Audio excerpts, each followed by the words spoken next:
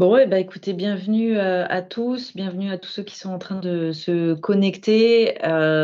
Bienvenue pour ce 8e webinaire innovation proposé donc par la direction de l'innovation. Je suis Armelle Dion, la directrice de l'innovation des HCL. Et aujourd'hui, on a souhaité faire un focus sur un type d'innovation bien particulier, d'innovation organisationnelle bien particulier, qui sont les projets dits de l'article 51. Alors, c'est un petit peu abscons peut-être comme façon de les désigner, mais à l'issue de ce webinaire, ils n'auront plus aucun secret pour vous. On vous a réservé une présentation à plusieurs voix, avec tout d'abord Bergamote Dupeigne, la directrice de la direction des coopérations et de la stratégie, qui ne peut pas être parmi nous aujourd'hui, mais qui nous a préparé une présentation qu'on a enregistrée sur le dispositif national du point de vue d'un établissement de santé et des expérimentations HCL. Ensuite, c'est Asma Fares, docteur Fares, qui est PH au service d'évaluation économique en santé, qui nous présentera le dispositif du point de vue de l'économiste de la santé. Et ensuite, on passera bien sûr sur les présentations de projets concrets, souvent ce qui permet le mieux d'illustrer les aspects plus théoriques qui ont été donnés en première partie, avec tout d'abord le projet Obépédia qui sera présenté par le docteur Beaufils et Madame Chapon. Et ensuite, le projet Oncolink, présenté donc par professeur Rioufol et Lénaïque Tanguy. Et on gardera du temps à la fin pour les échanges et les questions. Voilà, donc sans plus tarder, on va passer la parole de façon virtuelle à Bergamote Dupeigne en présentant l'enregistrement qu'elle a bien voulu réaliser pour nous. Bonjour à tous et tout d'abord toutes mes excuses de ne pas être directement en ligne pour le déroulement de ce webinaire Innovation consacrée aux expérimentations article 51. Donc je me présente brièvement, je suis Bergamote Dupeigne, je suis la directrice de la stratégie et des coopérations des Hospices civils de Lyon. Et dans ce cadre, j'ai le plaisir et l'honneur avec mes équipes d'accompagner les équipes médicales et soignantes porteuses d'expérimentation article 51 au niveau des Hospices civils de Lyon. Donc l'idée de ce temps de présentation là, je vais essayer de faire de manière synthétique et le plus clair possible, c'est en introduction de ce webinaire, vous présenter de manière assez générale le cadre, de quoi on parle quand on parle d'une expérimentation dite article 51 et puis quelles sont les expérimentations d'ores et déjà en cours autorisées aux Hospices civils de Lyon. Donc, expérimentation article 51, de quoi s'agit-il? C'est vrai que l'intitulé en soi n'est pas particulièrement clair. En fait, il s'agit d'un dispositif dérogatoire qui a été introduit par une loi de financement de la sécurité sociale en 2018 et c'est au niveau de l'article 51 de cette loi de financement de la sécurité sociale que ce dispositif a été prévu. C'est pour ça que, de manière raccourcie, on parle d'expérimentation article 51.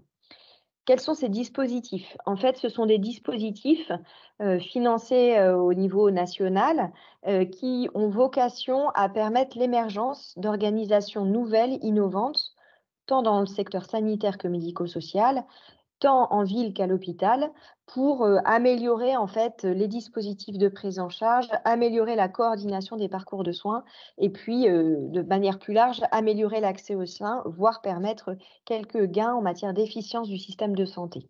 Donc vraiment les deux grands buts d'une expérimentation article 51, ça peut être soit d'améliorer la coordination, les parcours de soins, un exercice coordonné, ou d'accompagner un meilleur accès aux soins.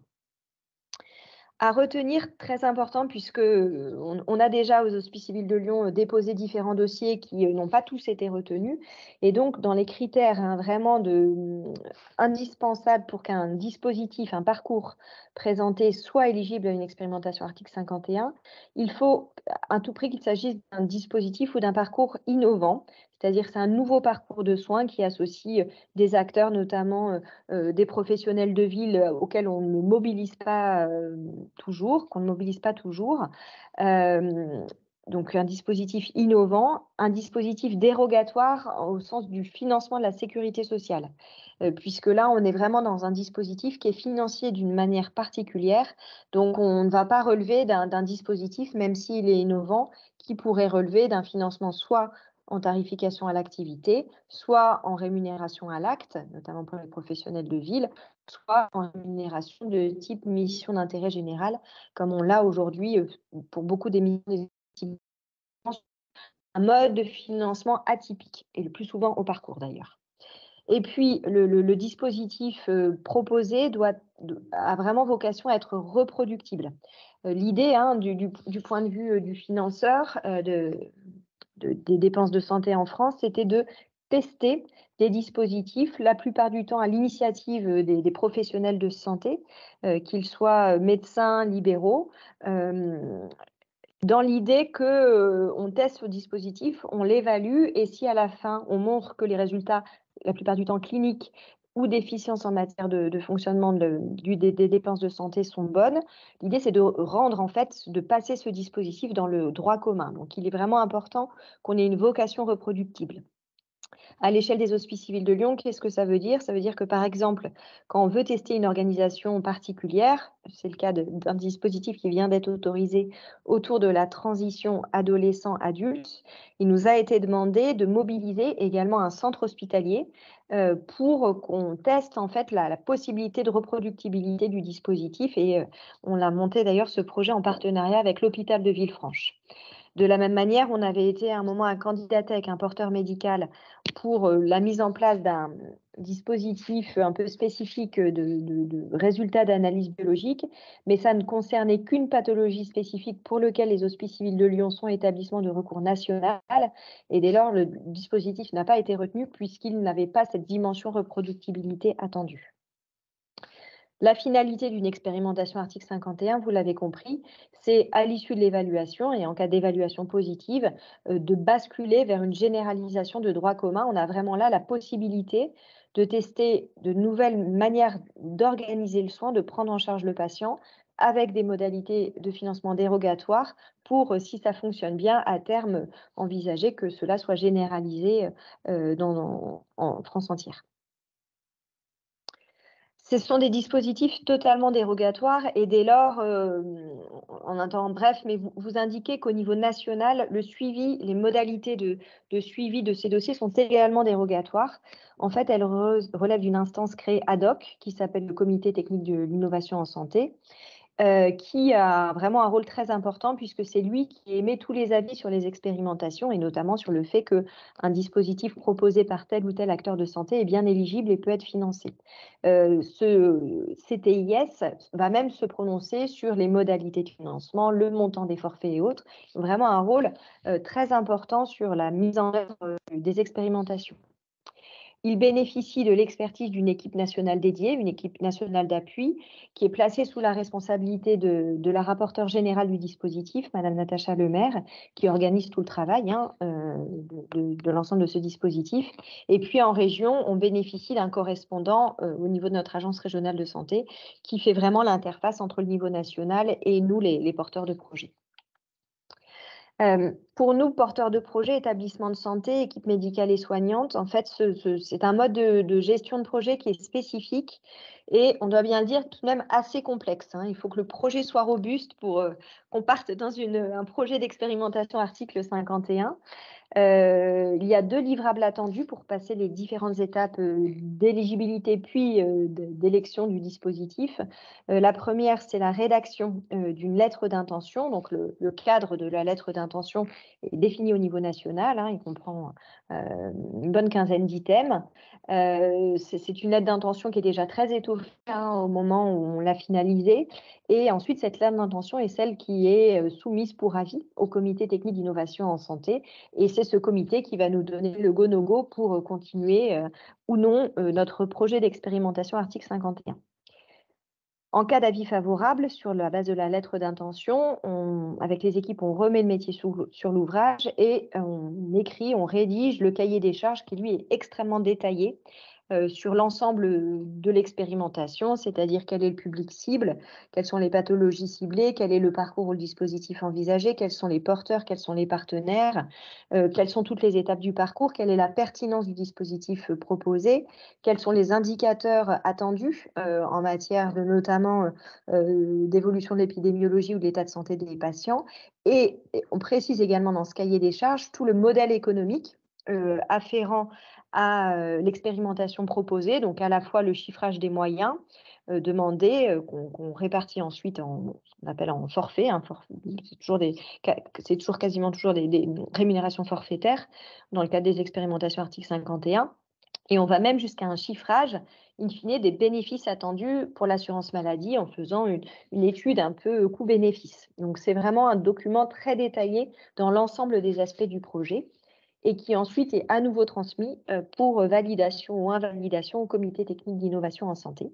Sachant qu'en cas d'avis favorable, le cahier des charges est publié au journal officiel et ça autorise officiellement le démarrage de l'expérimentation.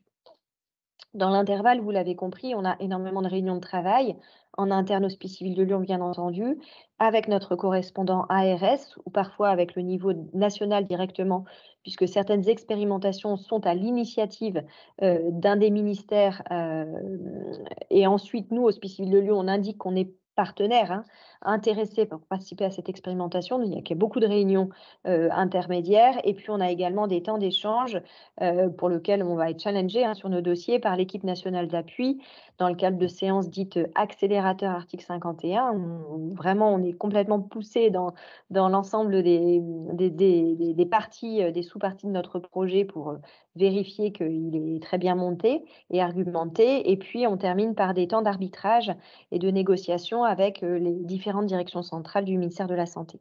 Donc, entre le moment où l'idée initiale arrive et le moment où on arrive à la publication en journée officielle d'expérience, on est sur une durée de 1 an et demi à 2 ans pour les expérimentations qui sont retenues. Il faut bien se dire, avoir en tête que comme tout projet, quelque part, tout commence une fois que le projet est validé, puisqu'il faut le mettre en œuvre.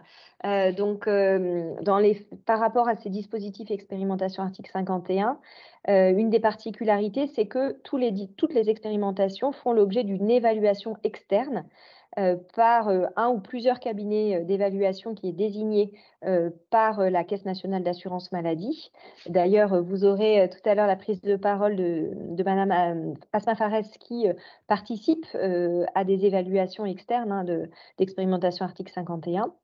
En parallèle, le chef de projet, hein, le porteur du projet, procède aux conditions de mise en œuvre du projet, le recrutement des professionnels, la mise en place des solutions systèmes d'information, qui est toujours un volet important dans ces expérimentations, la définition du processus de facturation, puisque comme tout est dérogatoire, le processus de facturation l'est également, la promotion, la communication de l'expérimentation auprès de tous les partenaires, la sélection des patients éligibles, et puis ensuite, on peut vraiment acter le démarrage de l'expérimentation. Donc, la même manière d'expérience, hein, on est sur une durée à peu près de 6 mois à 1 an entre le moment où on a la très bonne nouvelle que notre projet est retenu et le moment où on commence à inclure les premiers patients.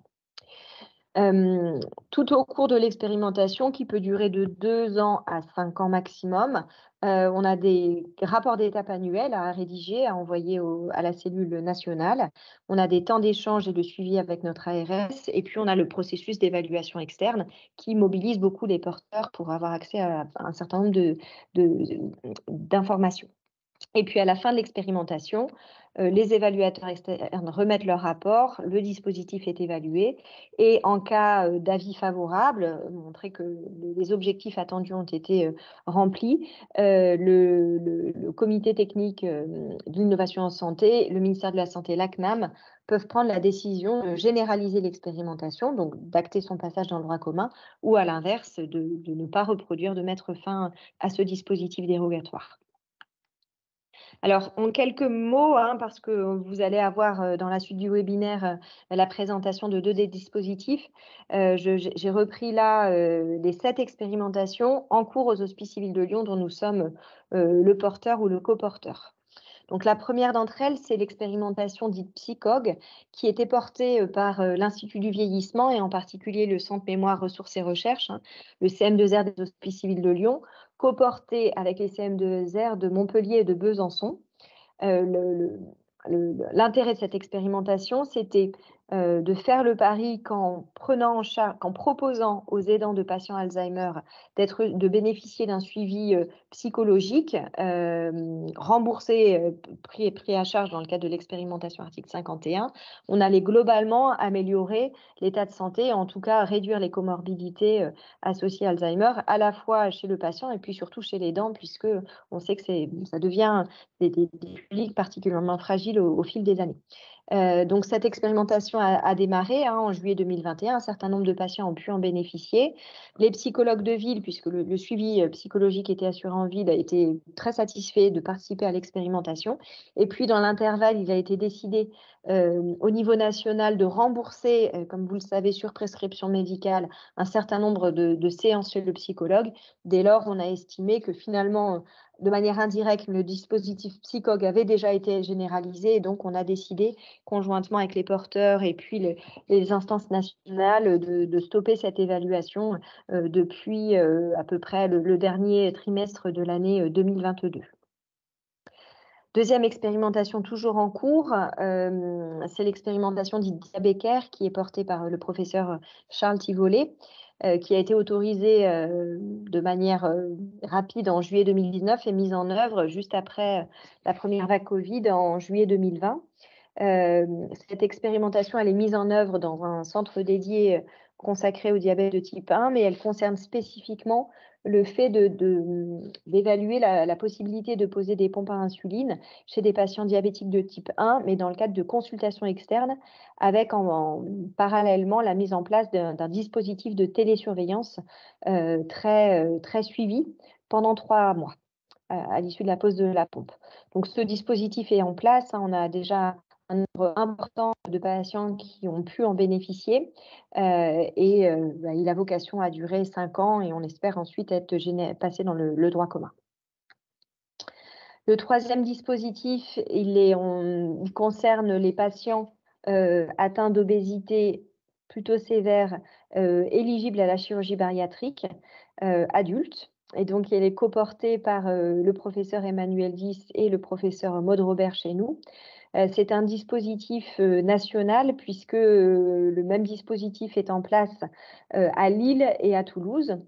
C'est un dispositif qui, au niveau de Lyon, repose sur un partenariat très approfondi avec l'établissement SSR qui bénéficie d'une autorisation pour la prise en charge des patients atteints de troubles métaboliques. Donc, en l'occurrence, le groupe SSR Les Lilas Bleus, la clinique SSR des Lilas Bleus. Et l'enjeu de l'expérimentation, c'est de tester un parcours pré-post-chirurgie bariatrique avec des séances de TP très renforcées réalisées au sein de la structure SSR.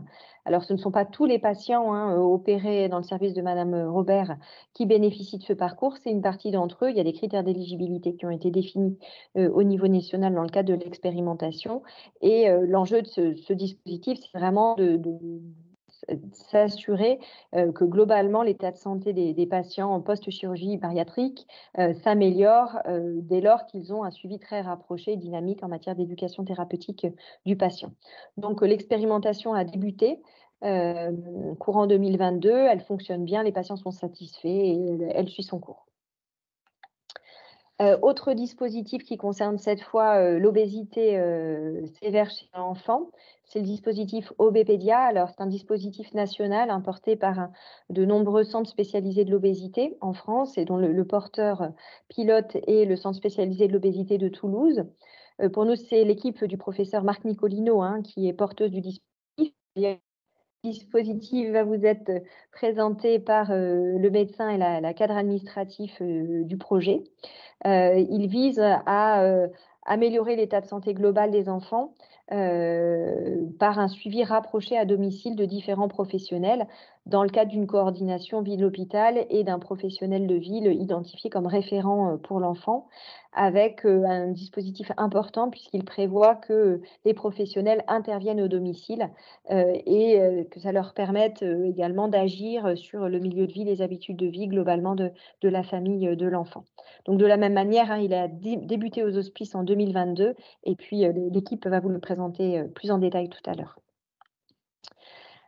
Autre dispositif qui va également vous être présenté, donc c'est le dispositif dit Oncoral.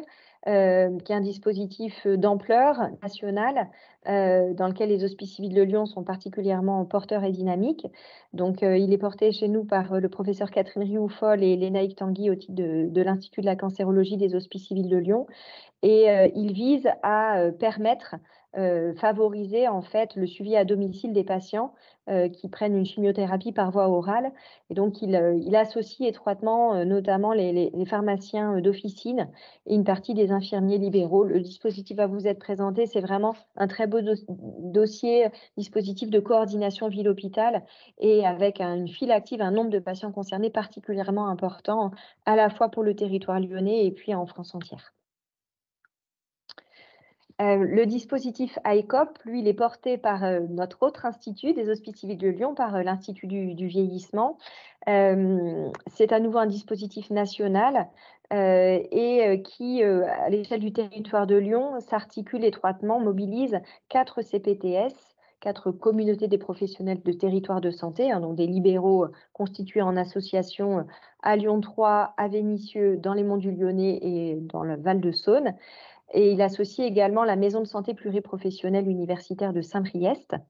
L'enjeu de ce dispositif, c'est de favoriser l'utilisation d'autotests disponibles sur smartphone par toute personne âgée de, je crois que c'est 60 ou 65 ans et plus, pour essayer de prévenir, enfin de repérer d'éventuelles déficiences liées à l'âge. Donc les professionnels libéraux, hein, de premier recours, souvent les infirmiers, incitent en fait leurs patients ou les proches de leurs patients à télécharger cette application, à l'utiliser de manière régulière. En cas de signal faisant penser qu'il y a une déficience, la personne qui a rempli le questionnaire est recontactée par un professionnel de ville qui fait avec lui un questionnaire un peu plus approfondi. Et à l'issue, si effectivement il y a des problématiques soit d'équilibre, soit d'audition, soit de vue notamment, le patient est réorienté, en l'occurrence vers les Hospices civils de Lyon, pour un bilan plus approfondi et puis une prise en charge de cette problématique de déficience. C'est un dispositif qui a une très belle dynamique de même ville-hôpital, avec porté par la chef de projet Stéphanie Malka, et qui a débuté de manière très concrète le 1er décembre 2022 et qui est en train de prendre vraiment beaucoup d'ampleur à l'échelle du territoire. Et le dernier dispositif actuellement autorisé aux Hospices civils de Lyon, on vient d'avoir l'arrêté d'autorisation que l'Agence régionale de santé nous a communiqué le 22 décembre 2022. Il concerne le champ spécifique de la transition adolescent-adulte pour les adolescents atteints de certaines maladies chroniques graves. On a serré le champ des pathologies concernées. Ce dispositif est porté par le professeur Alexandre Bello et puis Mélanie Romier, qui est infirmière coordonnatrice à la HFME, et il vise à tester l'évolution de l'état de santé des patients, des adolescents, si on met en place une coordination rapprochée qui est non médicale, qui est vraiment une coordination infirmière, qui vise, en faisant appel à pas mal de dispositifs complémentaires du soin, notamment les APA, des séances de socio-esthétisme et autres, à garder le contact toujours avec le jeune pour faire en sorte qu'il ne décroche pas dans son parcours de soins et que la transition vers la prise en charge adulte se fasse de la manière la plus harmonieuse possible. Donc on vient d'avoir l'autorisation et l'enjeu dans les 6 mois qui viennent, c'est concrètement de le mettre en œuvre aux Hospices civils de Lyon ainsi qu'à l'hôpital Nord-Ouest de Villefranche. Voilà, écoutez, j'espère avoir été suffisamment claire. Je laisse la parole aux autres intervenants. Et si vous avez la moindre question, je ne pourrai pas répondre aujourd'hui en live, en modération, mais je suis à votre disposition par mail. N'hésitez pas. Merci beaucoup.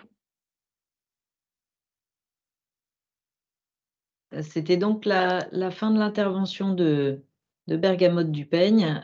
Tout ça est bien sûr enregistré et sera en replay sur notre chaîne YouTube et sur Pixel. Et donc, je laisse la parole à Asma Fares pour présenter le point de vue de l'économiste de la santé. Merci. Je présenterai également le dispositif d'évaluation, étant donné que c'est un dispositif de très grande ampleur.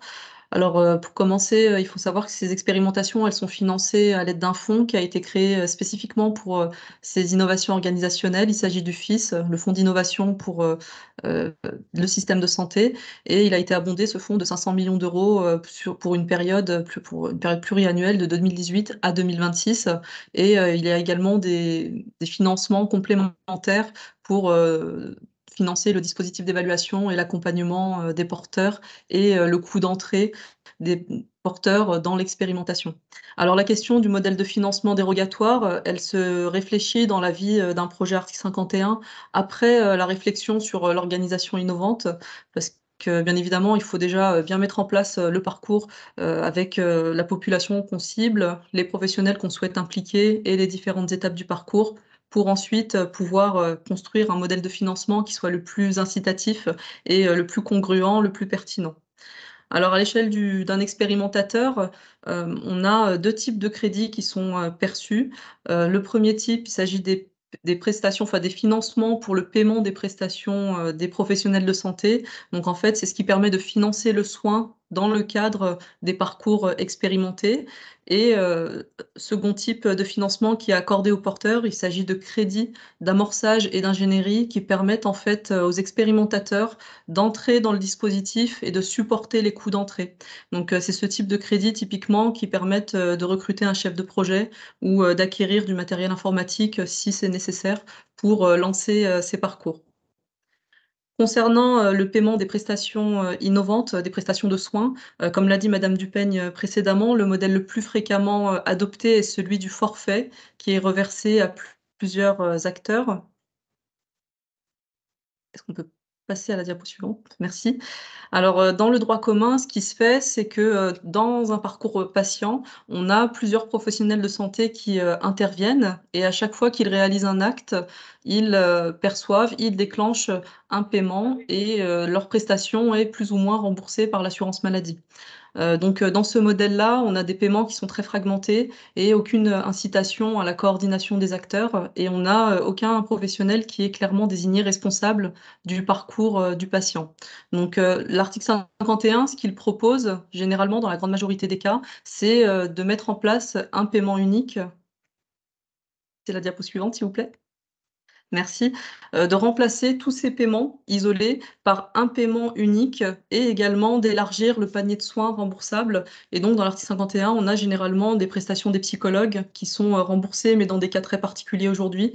On propose le remboursement de ces prestations de psychologues, de diététiciens et d'autres professionnels de façon beaucoup plus large, et on reverse un paiement unique à un seul professionnel qui prend la responsabilité du parcours et qui va mettre en place tout un modèle de facturation, un circuit d'information. Tous les professionnels doivent faire remonter des informations pour facturer ce forfait unique, qui est donc perçu pour chaque patient qui bénéficie du parcours, et ensuite, cet acteur, qui concentre ce financement, redistribue les parts des uns et des autres. Alors dans ce modèle-là, on a une incitation à se coordonner, mais on a quand même une incitation à faire, du volume d'activité, parce qu'on reste quand même dans une certaine logique de rentabilité, pour pouvoir rémunérer tous les acteurs qui sont, tous les coûts engagés pour, que les acteurs puissent assurer les soins. Dans ce modèle de soins, on a aussi beaucoup de questions qui restent en suspens, à savoir, celle de la solidarité entre les acteurs, celle du modèle de facturation, qui plus largement, est la question des systèmes d'information dans ces articles 51, qui est une question vraiment majeure pour améliorer les parcours patients.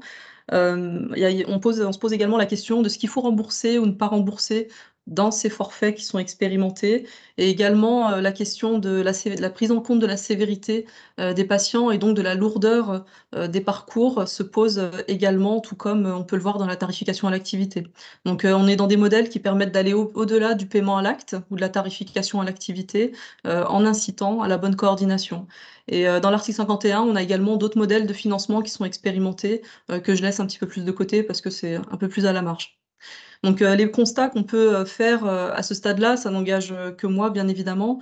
On est dans le dispositif article 51, à mon sens, dans une très bonne logique de ce qu'on peut appeler l'efficience médico-économique, parce que on n'est pas dans une logique d'économie à court terme sur des patients qui sont quand même généralement lourds ou atteints de pathologies chroniques. C'est ces patients-là qui sont ciblés par le dispositif principalement et qu'on essaye d'amener aux soins ou qu'on essaye pour lesquels on essaye de fluidifier les parcours et on crée une offre supplémentaire de soins ou complémentaire et donc déjà on engage des dépenses supplémentaires. Et en plus, comme je vous l'ai dit, ce sont des patients souvent qui cumulent des vulnérabilités et donc c'est pas sur ces patients-là qu'on fait des économies à court terme quand on est un payeur.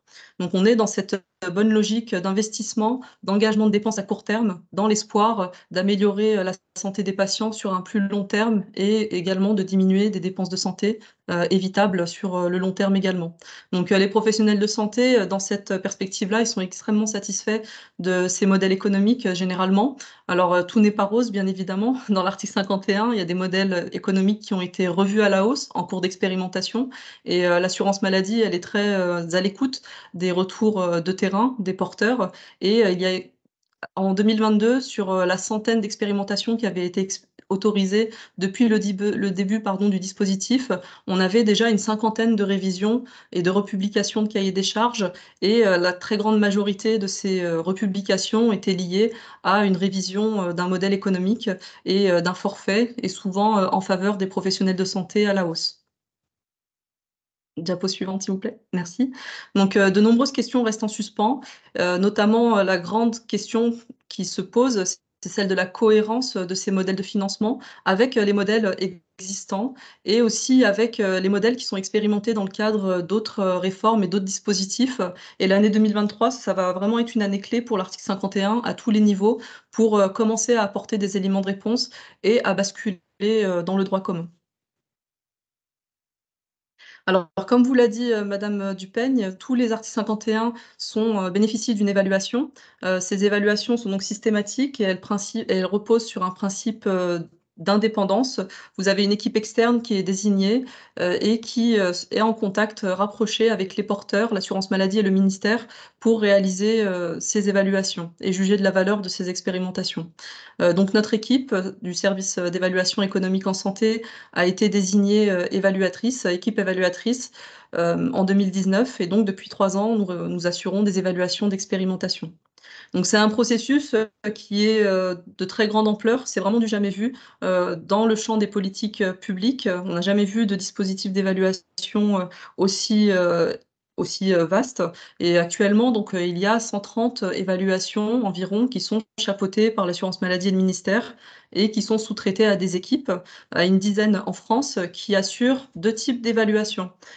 Alors, le premier type d'évaluation qui peut être réalisé permet de décrire, ce qui a mis en place sur le terrain et les résultats observés sur le terrain et il permet également de mener une enquête qualitative qui permet, vraiment d'apporter beaucoup d'informations en conduisant de nombreux entretiens avec toutes les parties prenantes et qui permet vraiment de bien décrire ce qui se passe sur le terrain et pour qui ça fonctionne, dans quelles conditions. Et dans certains cas, on a un deuxième volet d'évaluation qui n'est pas systématiquement, lui, déclenché. Il s'agit de réaliser des évaluations plus complexes sur le plan, quantitatif, statistique et il y a, environ 4-5 équipes, qui sont chargées, de réaliser des analyses comparatives à partir des données, de remboursement de l'assurance maladie, des données issues du SNDS et qui permettent, de comparer les patients qui sont dans le processus article 51 à des patients qui ne sont pas dans l'article 51 et qui sont échantillonnés, dans cette base, de données.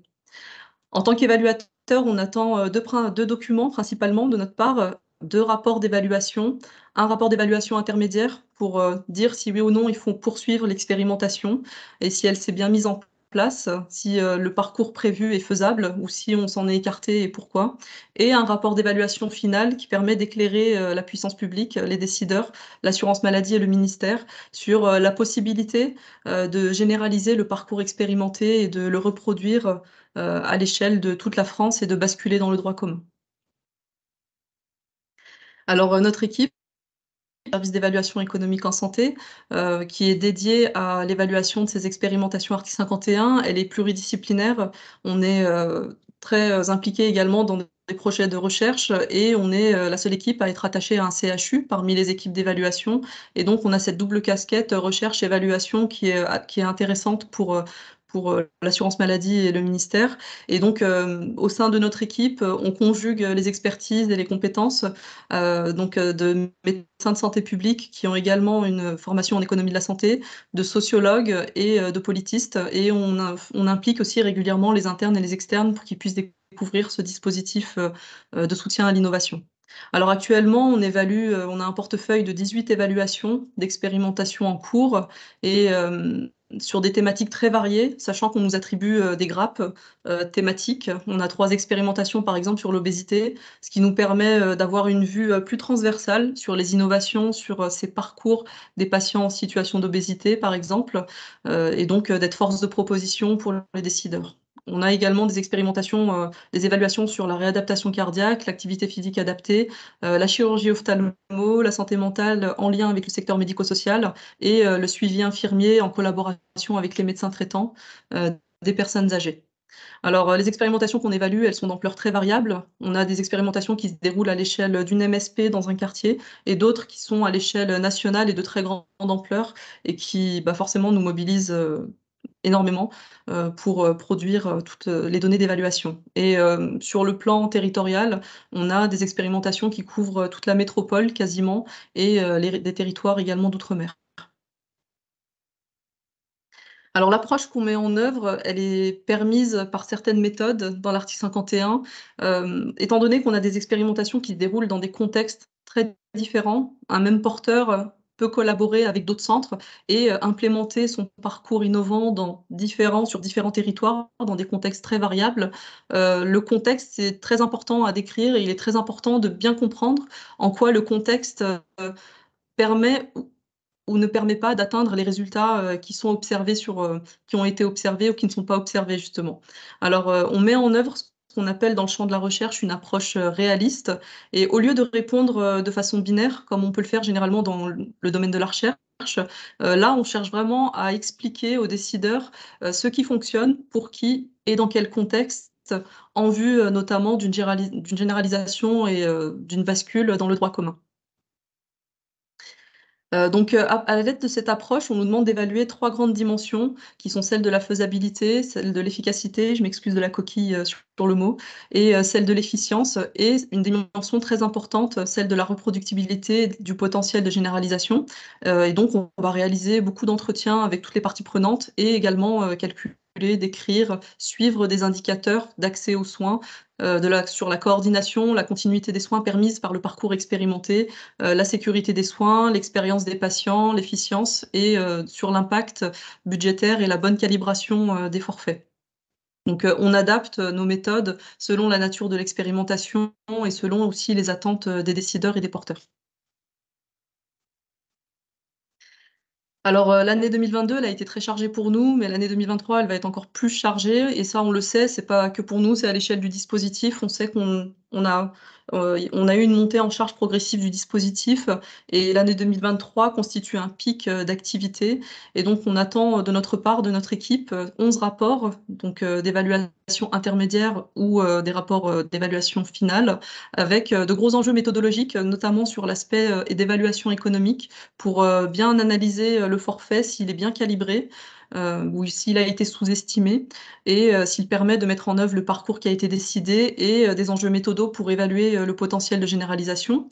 Et notre retour d'expérience, c'est que comme tout évaluateur dans le champ de la recherche ou de l'innovation également, c'est pas toujours simple de concilier les temporalités des décideurs, des porteurs qui expérimentent et la temporalité de l'évaluation.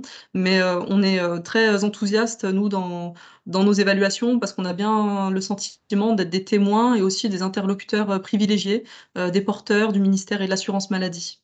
J'en ai terminé pour mon intervention, mais n'hésitez pas à nous contacter si vous souhaitiez échanger sur nos évaluations ou si vous avez un projet en cours et que vous souhaitez des retours sur l'évaluation qui est conduite. Merci beaucoup. Merci beaucoup, Asma. On va maintenant passer après ces 2 présentations peut-être un peu plus théoriques, encore que parsemées d'exemples et de chiffres clés, à la présentation du parcours de soins OBpédia, ville-hôpital, par le docteur Émilie Beaufils. Bonjour, Émilie Beaufils, je suis endocrinologue pédiatre et je suis responsable de la coordination médicale OBpédia depuis septembre. Et je remercie Anne Chapon qui est là depuis le début de l'expérimentation et qui a préparé ce topo. Donc, Obépédia, c'est une expérimentation nationale de prise en charge d'enfants et adolescents avec une obésité sévère. Elle est portée par 9 centres intégrés de l'obésité ou centres spécialisés de l'obésité en France. Je vais peut-être passer vite sur les détails. À Lyon, c'est le service du professeur Nicolino, donc à l'hôpital Femme-Mère-Enfant, qui déploie l'expérimentation. L'expérimentation est prévue sur une durée de 4 ans, avec un démarrage qui a eu lieu en septembre 2021. L'inclusion des patients se fait là sur les 2 premières années. On en est à 29 patients inclus, là en janvier 2023. Et la cible, c'est de 30 à 50 patients par an par CSO. Quelles ressources hospitalières sont mobilisées? Donc, l'ensemble de l'équipe du service d'endocrinologie pédiatrique du professeur Nicolino, que ce soit l'équipe médicale, l'équipe des diététiciennes, les enseignants en activité physique adaptée, les psychologues, l'éducatrice de jeunes enfants, les infirmières, les auxiliaires puéricultrices. La prise en charge des patients sur le plan hospitalier se fait dans le service d'endocrinologie, que ce soit sur des lits d'hospitalisation ou sur des lits d'hospitalisation conventionnelle de jour. Les rencontres avec les familles et les réunions multidisciplinaires se font dans l'espace transition. Et les enseignants en APA utilisent le pavillon sport et santé. Quelles innovations sont proposées par ce parcours? Tout d'abord, il s'agit d'un nouveau modèle de prise en charge des patients qui associe à la fois une prise en charge hospitalière et une prise en charge de ville, multidisciplinaire. Les modes de financement sont également inédits pour les professionnels de ville, avec une rémunération au forfait et non pas à l'acte, y compris pour les médecins, et également le paiement de prestations par l'assurance maladie, de prestations habituellement non prises en charge, comme les consultations diététiques, psychologiques ou en activité physique adaptée. Donc, quelques détails sur le parcours qui concerne les enfants et les adolescents âgés de 3 à 18 ans et qui résident dans le Rhône. Les familles doivent être capables de comprendre la nature de la prise en charge et accepter la prise en charge à domicile et les rendez-vous réguliers. Les enfants sont en situation d'obésité sévère du fait de leur IMC et ou complexe, avec des complications qui peuvent être médicales, psychologiques ou sociales. La première évaluation se fait au sein d'une hospitalisation de jour et permet d'évaluer précisément si le parcours Obépédia est adapté aux patients, et d'autres programmes de prise en charge peuvent éventuellement être proposés au décours. Diapo suivante. Une fois les patients rentrés dans le parcours, donc ils ont une prise en charge qui se déroule sur 2 ans avec un accompagnement intensif, 3 prises en charge hospitalières de 2 jours au début du parcours pour l'inclusion, à la fin de la première année et à la fin de la deuxième année, avec à chaque fois une évaluation qui est pluridisciplinaire. En ville, l'accompagnement est intensif, au moins mensuel, avec une équipe de professionnels qui est constituée tout d'abord par un médecin référent de proximité, qui est soit le médecin généraliste de l'enfant, soit un autre médecin qu'on trouve, qui est référencé souvent aussi par le REPOP des médecins qui ont eu la formation sur l'obésité de l'enfant. Donc, un médecin référent et 1 à 3 professionnels de santé, que ce soit une diététicienne, un APA, un éducateur, une psychologue, qui interviennent principalement au domicile, mais aussi par des téléconsultations ou des appels téléphoniques. Un de ces intervenants est désigné comme coordinateur de proximité et c'est lui qui va aussi coordonner en ville le lien avec les différents intervenants. Quels outils sont mis à disposition?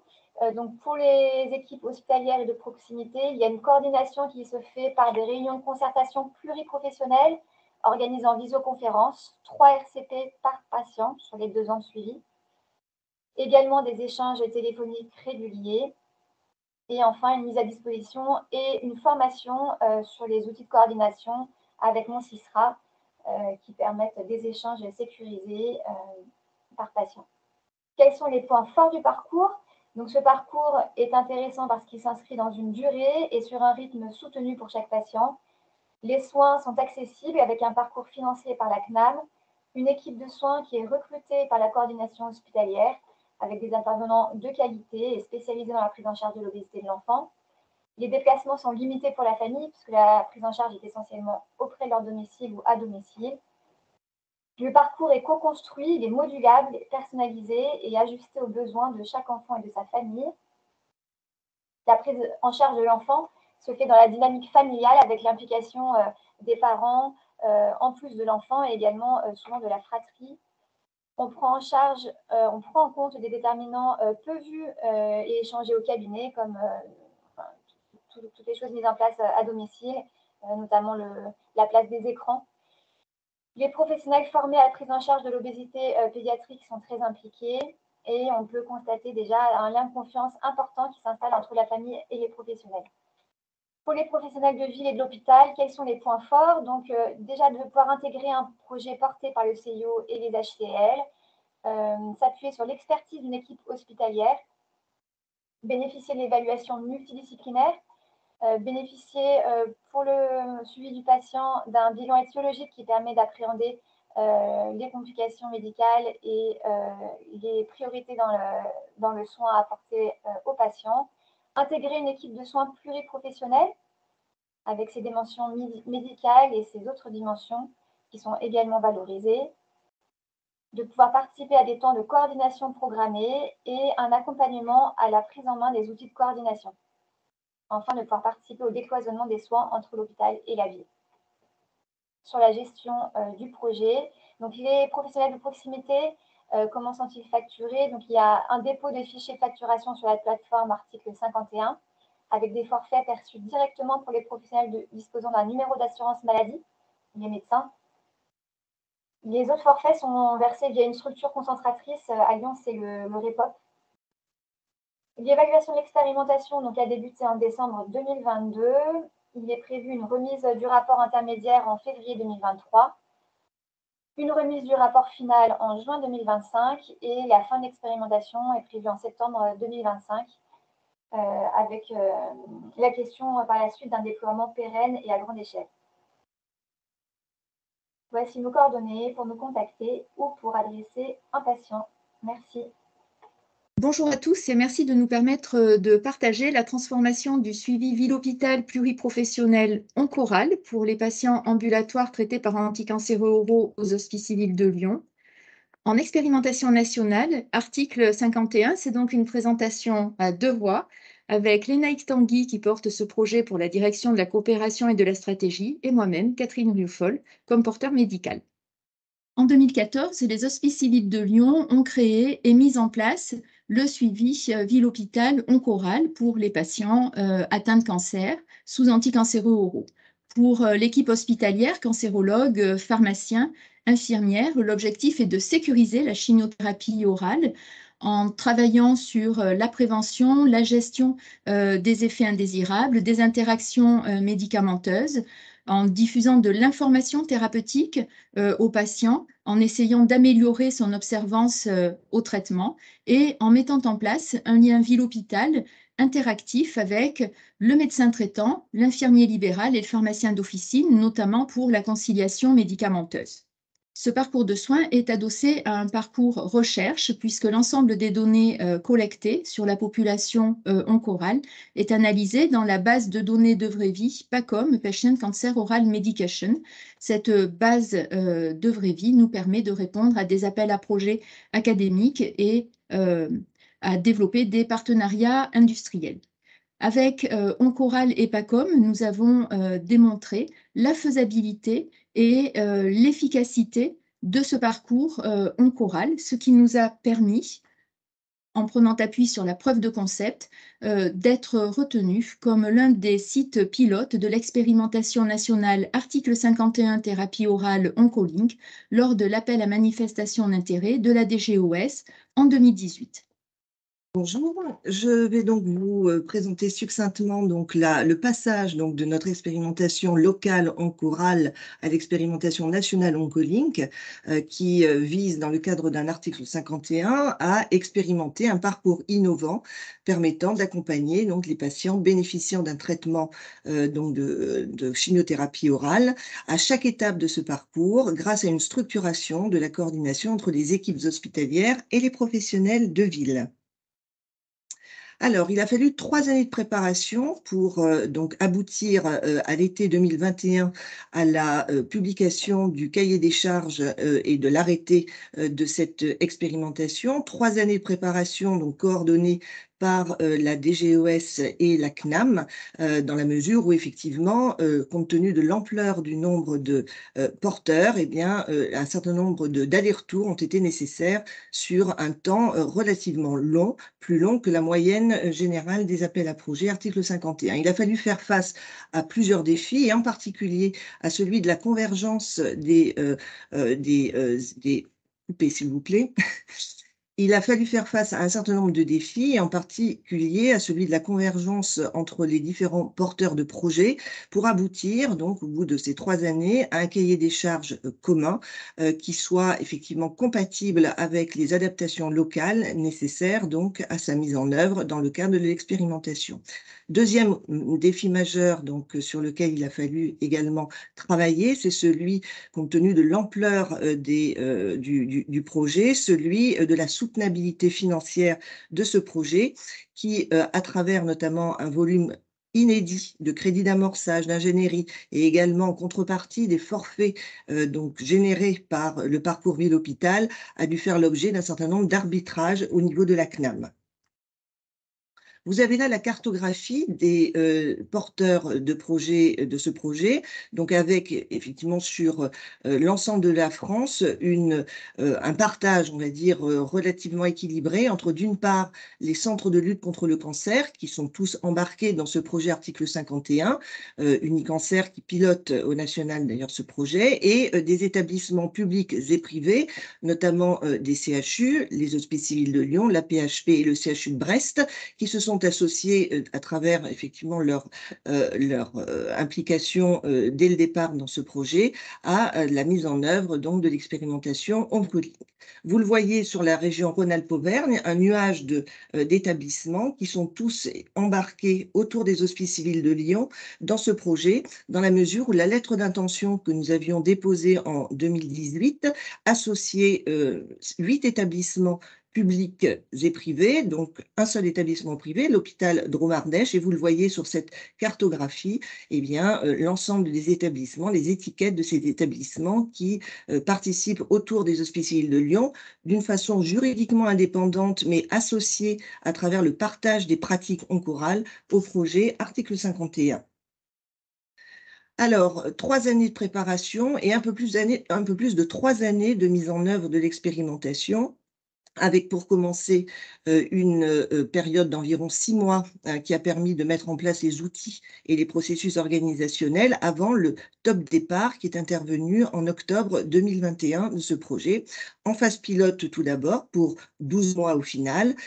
Cette phase pilote a permis d'assurer la cohérence de l'organisation, vérifier que les inclusions se faisaient conformément à ce qui avait été envisagé, et donc de préparer l'extension au site dit cible de cette expérimentation pour 2 années complémentaires.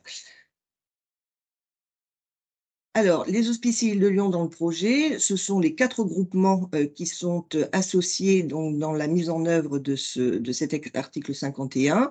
Une importante file active prévisionnelle qui a été un choix volontaire dans la mesure où Oncoral, entre guillemets, sécurisé, dans la mesure où l'antériorité d'Oncoral nous permettait de nous assurer d'un partage interne des pratiques, sécuriser la montée en puissance du dispositif. Donc, nous avons inclus près de 1600 patients sur les 3 années à titre prévisionnel, et aujourd'hui, à l'issue de la phase pilote, 450 patients ont été inclus, conformément à nos prévisions, et à ce jour, eh bien, nous avons un peu plus de 650 patients qui ont bénéficié de ce dispositif. Les Hospices de Lyon représentent 25% de la file active nationale. Donc, c'est un volume extrêmement important et nous avons réussi à inclure dans le dispositif ville-hôpital à peu près 70% de pharmaciens d'officine, ce qui, en regard des autres sites expérimentateurs, est un très bon résultat. L'ensemble des spécialités sont représentées dans le cadre de cette expérimentation, spécialité cancérologique, hein, bien entendu. Les équipes soignantes sont fortement mobilisées. Nous avons environ 80 cancérologues qui participent au sein des Hospices de Lyon à ce dispositif et 4 équipes pharmaceutiques, les 4 équipes des groupements hospitaliers qui, autour des 2 pharmaciens et des 2 infirmières financés dans le cadre de l'expérimentation et qui sont répartis entre les 4 groupements au prorata de la file active prévisionnelle, assurent l'ossature hein, de la mise en œuvre de cette expérimentation. Alors, pour transformer Oncoral en article 51, eh bien, il nous a fallu transformer nos organisations, notre métier, de façon à rendre possible cette innovation organisationnelle et financière, comme vous allez le voir. Première transformation, eh bien, c'est celle de nos outils pour assurer le suivi éducatif des patients, comme le plan de prise, les mises en situation, comment gérer les effets indésirables, tout cela en lien avec la direction de la marque et de la communication. La DGOS a demandé aux 45 sites expérimentateurs de travailler sur un seul cahier des charges et un socle commun de parcours. Ainsi, nous avons transformé le parcours Oncoral et nous l'avons séquencé en 3 séquences de traitement. La première séquence correspond au premier mois de traitement. Elle va de la primo-prescription au renouvellement de l'ordonnance et il s'agit d'une séquence hospitalo-centrée. Le suivi est assuré par l'équipe hospitalière avec un démarrage du lien avec les acteurs libéraux. La séquence 2 est une séquence de 3 cycles, elle est renouvelable et c'est au cours de cette séquence que se met véritablement en place le relais entre les acteurs hospitaliers et libéraux. La séquence 3 est une séquence de 6 cycles, renouvelable également à la demande du cancérologue hospitalier. Cette séquence correspond à un suivi plutôt par le pharmacien d'officine et le médecin traitant, en sachant que l'équipe hospitalière reste disponible en recours et que la prescription de l'anticancéreux oral est toujours assurée par le cancérologue hospitalier. Nous avons, dans le parcours Oncoral, été encouragés par la DGOS pour intégrer l'apport du numérique en santé dans notre parcours. Et c'est avec la start-up Synapse Médecine que nous avons contractualisé. L'apport du numérique en santé nous permet, avec l'interopérabilité avec le DPI, la messagerie sécurisée SARA Mon-Sisra, de pouvoir échanger des informations avec l'ensemble des professionnels libéraux et de mettre en place la conciliation médicamenteuse de façon beaucoup plus fluide avec le pharmacien d'officine et la télésurveillance donc des symptômes et des effets indésirables du patient. Tout cela a demandé des transformations majeures et une très forte collaboration avec la direction des services numériques. Le séquençage du parcours en 3 séquences de traitement permet à la DGOS d'identifier des forfaits dérogatoires pour permettre la facturation des professionnels de santé mobilisés dans ce suivi. À chaque séquence de traitement correspond un forfait de facturation. C'est un forfait à la séquence pour chaque professionnel de santé. Ainsi, pour chaque séquence, il y a un forfait pour l'établissement permettant de couvrir le suivi réalisé par le cancérologue, le pharmacien et l'infirmier. Et puis, un forfait pour le pharmacien d'officine et un forfait pour le médecin traitant. La mise en place de cette facturation au forfait s'est faite avec la collaboration de la direction des affaires financières et la coordination de la direction de la coopération et de la stratégie. L'expérimentation nationale est une expérimentation évolutive. Elle a été ajustée pour permettre de produire un cahier des charges nouveau en 2022 qui prennent en compte un suivi sur 84 patients traceurs, des tests de variantes organisationnelles, c'est-à-dire que nous avons testé plusieurs hypothèses de parcours et nous avons également adapté les forfaits de financement. Donc, il y a eu des modifications entre l'appel à manifestation d'intérêt en 2018 et le nouveau cahier des charges en 2022 de façon à davantage coller aux pratiques cliniques et organisationnelles pour ces patients. Le parcours Oncoral est soumis à une évaluation nationale avec des indicateurs sur le parcours, sur l'intervention des professionnels de santé. Et l'assurance maladie a également mandaté 2 évaluateurs externes qui vont, pour cette deuxième phase de l'expérimentation, évaluer la consommation des soins en interrogeant la base SNDS de l'assurance maladie des patients suivis dans Oncolink versus une population contrôle. Comme vous l'avez vu, cette expérimentation nationale est accompagnée par une très forte mobilisation institutionnelle aux Hospices civils de Lyon. Si tous ensemble, nous arrivons, les 45 établissements, à démontrer la faisabilité de ce parcours sur des établissements de taille et d'organisation différentes, et si nous arrivons à démontrer le bénéfice pour les patients ambulatoires atteints de cancer, eh bien, ce parcours passera en droit commun, nous l'espérons en 2024, ce qui sera un pas de plus vers l'équité d'accès à l'innovation thérapeutique au niveau national. Nous terminerons par un immense merci à toute l'équipe mobilisée dans Oncoral, aux HCL. Merci aux patients, aux cancérologues, aux infirmiers et aux pharmaciens qui participent à cette belle aventure. On arrive à la fin de notre webinaire innovation dédié à l'article 51. Donc, un grand merci à tous les intervenants à distance ou connectés aujourd'hui. On vous invite à regarder, à diffuser ce webinaire lorsqu'il sera en ligne si vous avez des collègues qui sont intéressés et à ne pas hésiter à contacter ceux qui sont intervenus pour leur poser vos questions sur vos différents projets. Et puis, pour terminer, un petit rappel des 2 prochains webinaires innovation.